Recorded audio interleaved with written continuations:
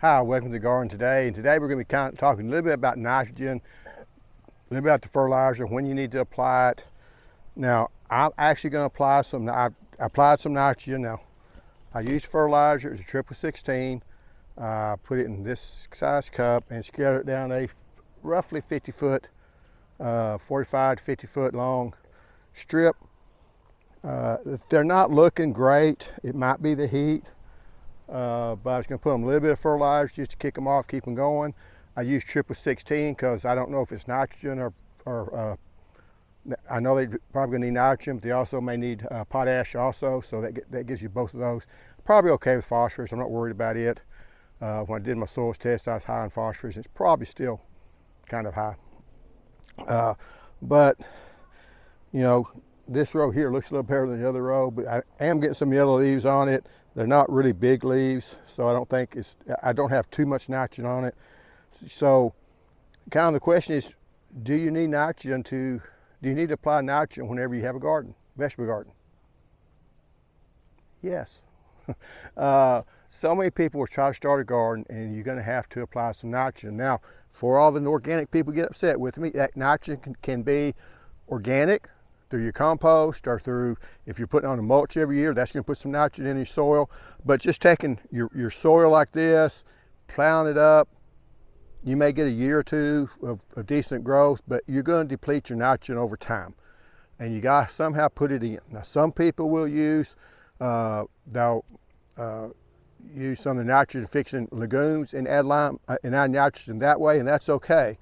But don't think that, hey, we can use native soil and have really productive growth in our gardens. You just can't.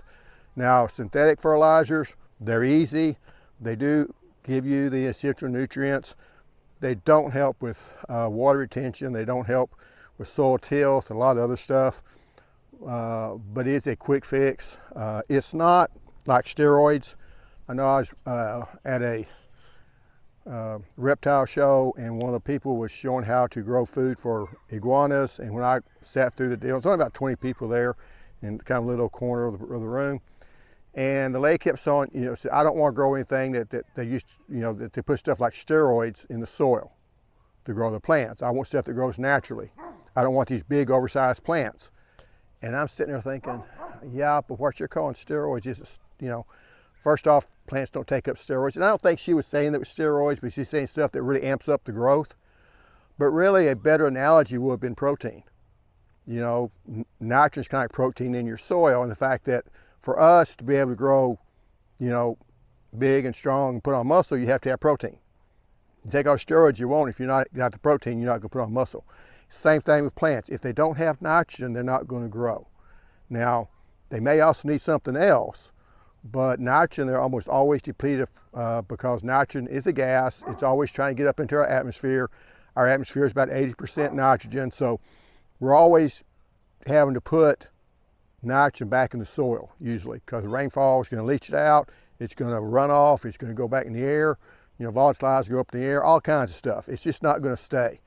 So normally, if you're growing a garden, you're going to have to do something to add nitrogen to the soil. You can do it organically, you can do it synthetically. I try to do both. But anyway, these plants here aren't growing real well. Now, just like protein for us, we get too much protein, can give us kidney stones and cause other problems. It can also be hard on your kidneys. But too much nitrogen can also cause problems, because if we get too much nitrogen on these beans, we're going to get all leaves and no beans. So yes, you can apply too much nitrogen, but we tend not to have enough. Just don't overdo it. That's why it's 1 cupful going down here. It's not 2 or 3 cupfuls and just having all kinds of fertilizer down here. So don't overdo it, but you may need it. Once I wear this, I'll probably add some nitrogen on this too, because these are already starting to bloom out. They're about the right size. Now, honestly, this size, I might not put as much because they don't look like nitrogen is as much, especially this plant here. That's about the right size. But anyway, that's what I did there. And just figure on, you're going to have to do something to address your nitrogen deficiency problems, because you're probably going to have that unless you're applying a lot of organics, and that's going to supply your nitrogen. I know I had one person was talking about that they, you know, were no chemical gardener. Well, technically, to be, English Nazi, English people,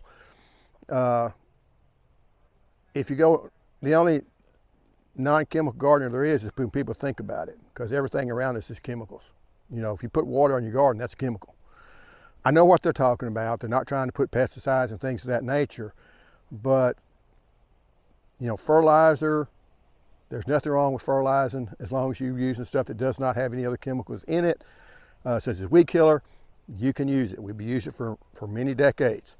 Now, if you have some soil that has been farmed to death, you might have some problems with some micronutrients. This stuff here has never been gardened much at all. We've got the micronutrients here. I'm not worried about that, but I know we're low in phosphorus, we're low in nitrogen, we're low in potassium. So get a soils test. I do need another soils test. I hadn't had to take one in a couple, 3 years. But anyway, that's that. Now, none of my cucumbers came up. Not sure why. I mean, I think it's the seeds were old, but it could have also been the mole crickets. Up over here, I've got the corn growing, and it's the ones that survived. It's looking good. I did put some fertilizer down. Surprisingly, this area over here with the peas are looking really nice. The peas are coming up. They're growing good. They're looking nice. The corn's looking okay. I am getting a few worms on one of these down here. So if you see a plant like this, you got the corn earworm, so you need to spray them. Let's see if I can find him. He's somewhere down in there, eating away. And so spray there. You see this around here, those aren't doing as well, probably because some just didn't get as much water on it, not as much sunlight.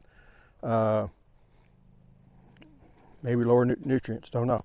But like I say, the peas are looking good, so there's a certain amount. Now, the corn requires a lot of nitrogen and a lot of phosphorus, but I don't think I'm low in phosphorus, so I'm not worried about that. But when I put the drip hose on them again, I add some more nitrogen to it, because if you think about it, we're gonna have to grow a corn plant that's as tall as I am.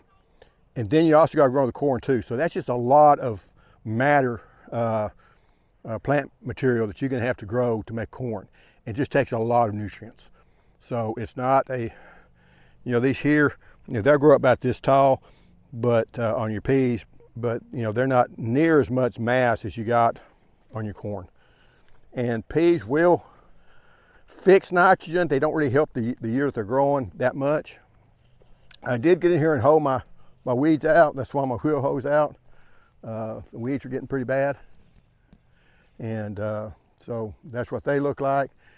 And I guess up over here, nothing really much going on other than my loquats continuing to put on blooms.